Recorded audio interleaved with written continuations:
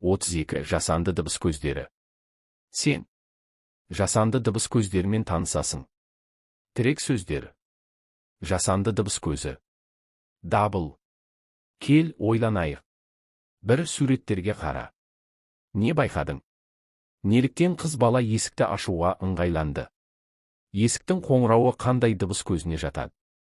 Білгенің жөн. Сыртқы күштің әсерінен дыбыс шығаратын денелер жасанды дыбыс көзіне жатады.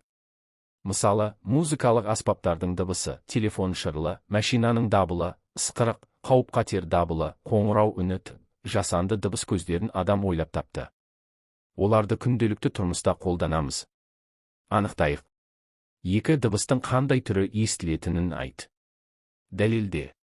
Суреттерде тікелей эфир көріп отырған отбасы, домбыра тартып жатқан адам, шырылдап тұрған ұялы телефон, үріп жатқан ит. Ойланайық. 3. Көліктердегі дабыл қай кезде соғылады?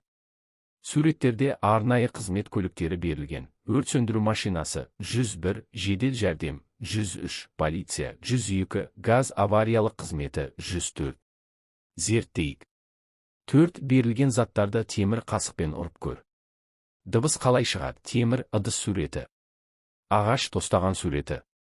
Пластмасса, жам суреті, есіңде сақта. Әуенді бар дауысына қойып құлаққаппен тыңдау құлақтың саулығына қауіпті. Есік қоңырауын естігенде, есік көзінен қарауды әдетке айналдыр. Бұл сенің қауіпсіздігің үшін маңызды. Құлағым сау болсын десең, құлағыңның түбінен біреудің айғайлауына, шыңғыруына жол берме. Өзің де осыны орында.